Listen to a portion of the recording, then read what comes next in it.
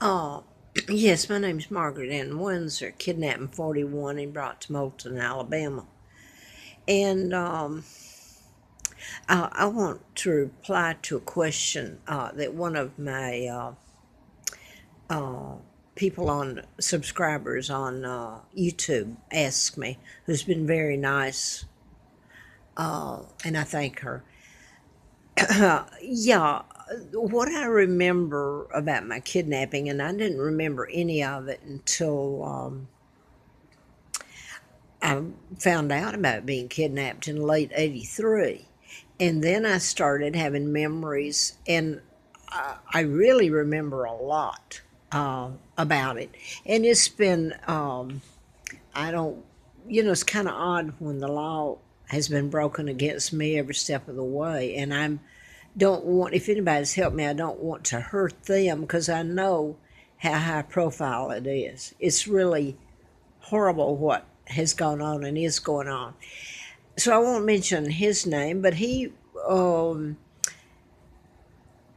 gone for a long, long time. He came back and he called me a couple of years ago now because I was on Facebook and YouTube and all that, and he remembered when I replaced the real Peggy. She wasn't there anymore. He remembered and at least was honest. The rest of the family didn't want any of it told because they face prosecution. They knew about the murders of the twins, Peggy and Carl. They knew about my kidnapping. And they knew how Lina, the mother of the twins, that they put me there, and I was supposed to call this woman mother, like was supposed to be Peggy.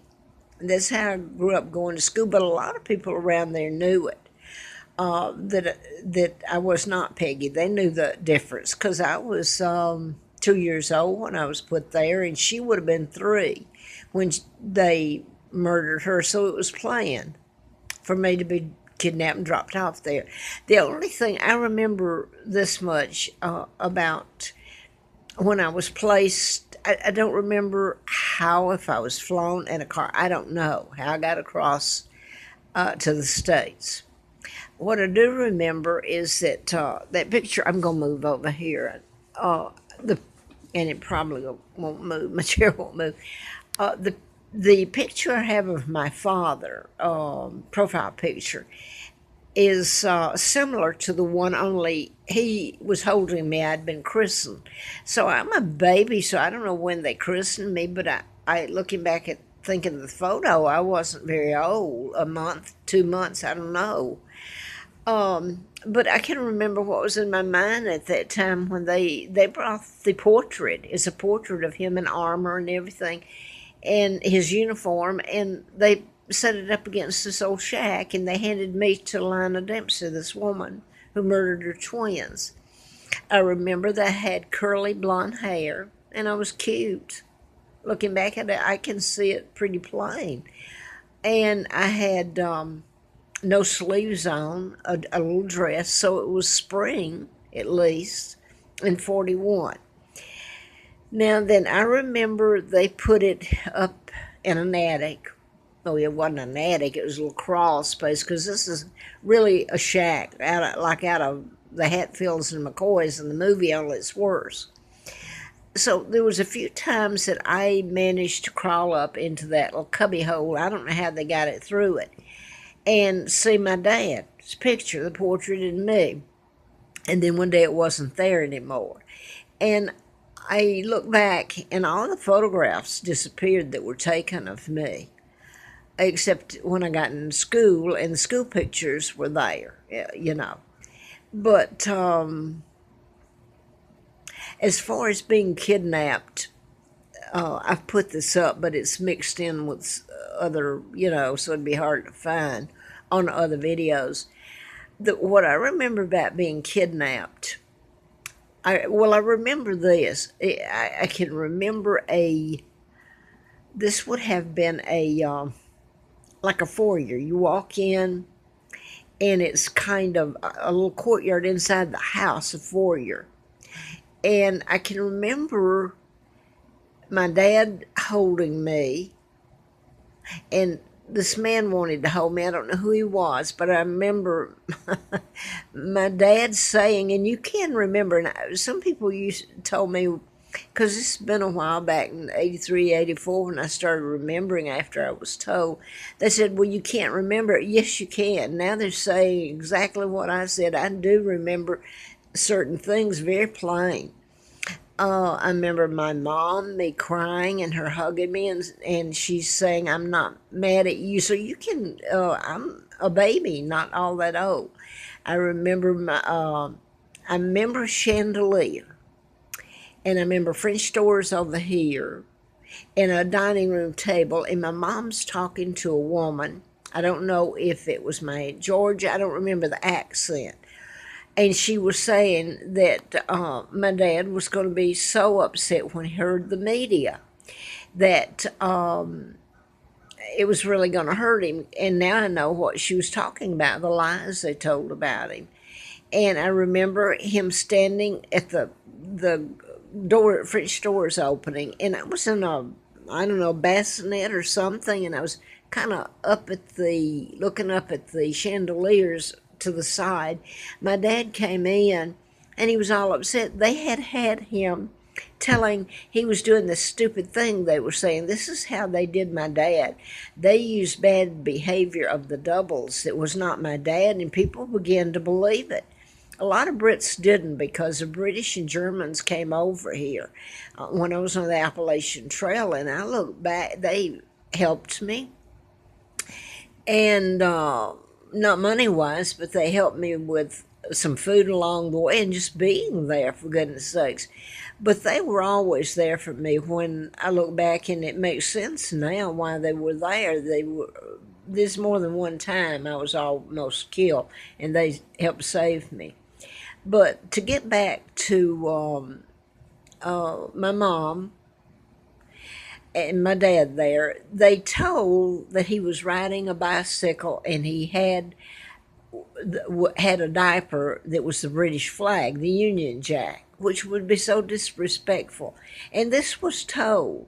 Now then, Mr. Flint, back when, just prior to me meeting him, they had him in court, and oh, he's supposed to be doing this and that, and he paid the judge in pennies, and the judge didn't like it. He had this great, I remember reading this is just prior to me meeting him in 83, and he wore a diaper into court to show his disgust. Anyway, it was symbolism, like role playing, and later that I find out certain things, and they fit together. Anyway, the thing I remember about, well, back to my father in the little courtyard, the man wanted to hold me, and I remember my dad saying, well, you better watch your fingers, she'll go for your eyes. I can't, maybe that's not funny. I'm just a little thing. I was in his arms. I was a little bit larger. I wasn't a baby, It couldn't have been too long before I was kidnapped. But I always thought that people's eyes were a window, like that old saying, to their soul, if they were good or bad. And anyway, the same place that I'm talking about, I think, someone who I can't be sure, I think was the illegal George, the brother, Six, Elizabeth's father, came in, and he was, my mom and dad were in bed, and somehow he got in. He was ranting and raving, and he came after me in my bassinet. I'm on this side. And that's all I remember. And now then, the other thing I remember, actually, things used to bother me, but I didn't put it together because I couldn't. If somebody had told, until they told me my real name and everything, I would have thought I dreamed it or something. I had no frame of reference for it. I can remember making statements, though, to someone who did know about my kidnapping. I didn't at the time. I remember making a comment and laughing, well, I was meant for better things. And he said, well, you've always known who you really are. I said, what do you mean? He didn't finish the sentence. So the thing that used to bother me is a movie one time I saw, and it was a castle. And it was where they had this woman, she was a princess, I guess, locked up. And there's something about the walkway, the hallways, that just bothered me a little. I think it was more than, it was a series, I'm not sure now. But that's all I remember. I remember a little being in a, somehow on a place in Ireland, and I'm not sure, but I was big enough that the nurse left me in the bathtub. And at first, I can never see her face, though. This nurse, her face. I remember being in the bathtub, and she gave me a rhinoceros. No, no, no. The first is a duck. I had a duck for a while as soap. Then one day she came in and she gave me a rhinoceros, and she was going out the door, and I can remember this. I didn't know why she did that to me. It was the little rhinoceros I didn't like. But anyway, I don't know that this was the same woman, nurse, but I could not see her face. In my mind, I cannot see her face. I can see her uniform and her bending down, helping me in the tub and going out the door a couple of times where she had bathed me. Now then, the next time I remember her very vividly is she's carrying me and down a dark, in a castle. I take it to be Buckingham because when I was born, it brought me back because I'm heir, according to the addendum, and it's legal. And this whole thing was a forced abdication. It was all a lie. My God, they had my dad marrying someone who married a double, and my mom and dad were already married, so you get the gist of it. So when I was born, they had to get rid of me. It would have taken me back into Buckingham Palace and my dad and mom as my power of attorney and guardian. So that's when they had to, they thought they'd gotten rid of my dad because he was 45 when I was born, and my mom was 40. So they probably thought my mom wasn't going to have, that she's too old, and my father to have children. But anyway, I was born Victoria II, heir to the British crown, the moment I was born. So any treaties, anything beyond then, are illegal, which is a whole bunch of things that were signed. All these pacts and all these, well, anyway. Now then, I remember this is the nurse, I think, that took care of me in the tub and the duck and the rhinoceros. So I'm not sure. I couldn't see her face. I can see this one's face a bit, but I couldn't point her out. She was more middle-aged, and she had on the uniform, and she was slender built, kind of. I remember her with me, and we're going down the hall, and it's dark, and she veers off to the right in a room, and it's dark, and she sits me right there at the doorway in a chair. Remember, I'm 2 years old, and she tells me to be really quiet. She goes in the room right there, evidently it's a pantry like, and she lights a candle. Well, the next thing I know, I'm grabbed from behind, and two men are taking me down the hallway, which is darkened. It's really dark. And that's the last I know till I can remember back when two men dropped me off at the Dempsey's, and then the other thing, they came back later, and they, I don't know if you've read it. I'm talking to everybody, but really to this young lady that has asked me questions, and I appreciate her input and everything. So I can't remember.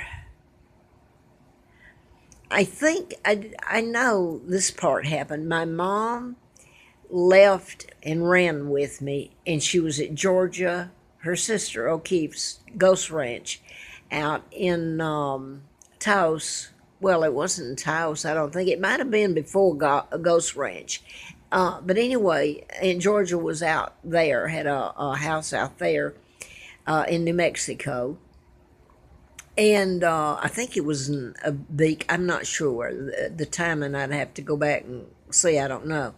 But anyway, I can remember my mom crying and saying, "Well, I'm going to have to take her back. They're trying to kill her." That was the reason that she left and fled with me to Georgia.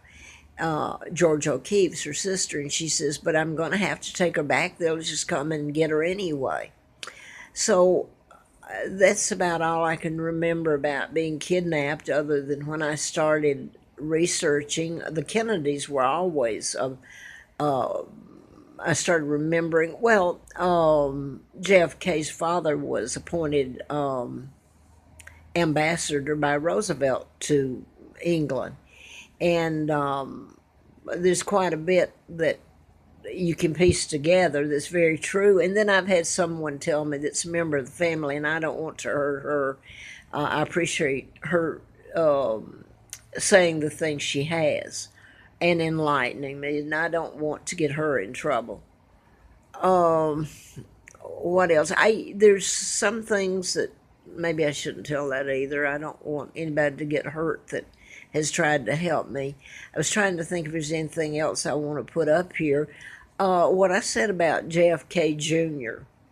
was very true. I'm living on the Appalachian Trail up here, and they really have broken every the law in the book. If they don't want it told. Every one of your Secretary of States, your Congress, I don't know that all of them know it now, but all along the way, the presidents, Nixon, all of them have known. Eisenhower was friends, and Truman, later presidents, and then, of course, JFK president. But Eisenhower, the general, was very much a part of telling Winston Churchill to burn my birth certificate and my father and mother's marriage, and we were just gone with the wind, supposedly. Then they kidnapped me and all that, and you got into. Well, I put that up, so I don't think there's anything else I can put up now that I can remember. Um, Except JFK did come up, and it was 93, I guess, or probably 94. But the thing that happened is they built a new trail up one side. There was like an old trail and a new trail. And it was the spring before they built the new trail, because the hikers were still coming up that trail.